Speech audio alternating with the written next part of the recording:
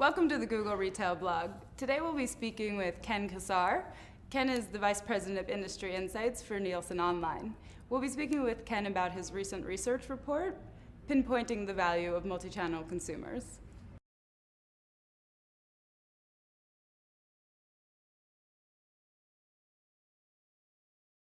Over the 4.5 years that I've been with Nielsen, and then the 5 or 6 years before that that I'd spent covering the online retail space, a set of questions that we've been getting, or we've consistently got the same set of questions from multi-channel retailers, and they're able to easily track the sales that they drive online.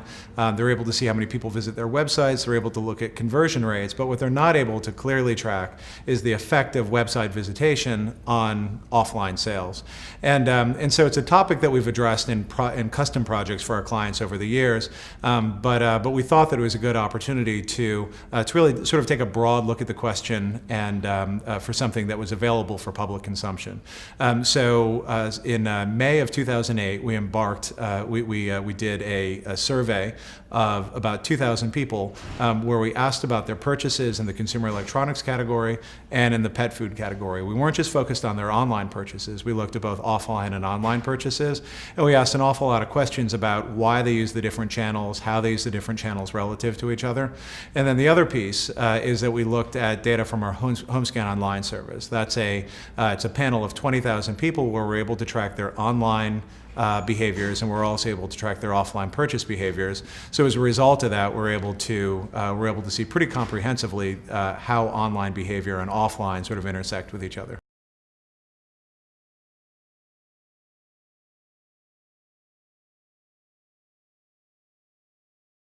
We wanted a good representation of a high consideration product category and a low consideration product category.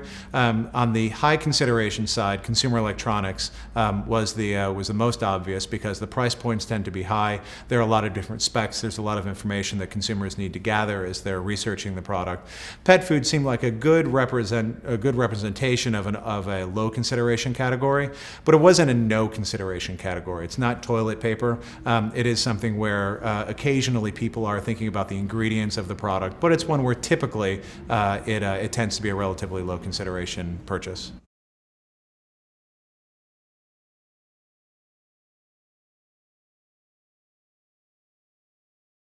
I think the big finding was pretty much what you'd expect. The role of the internet has become pretty deeply woven into how people go about making high consideration purchases, whether it's consumer electronics or cars or what have you.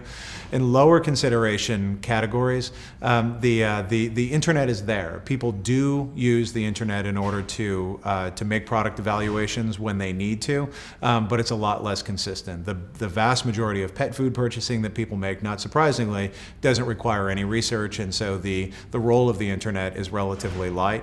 Pet food is an interesting one, though, where we do tend to think of it as a relatively low consideration category, but with the pet food recall issues that had happened earlier this year, we did suddenly see that become a very, very high consideration category, and consumers were drawn to the web for that.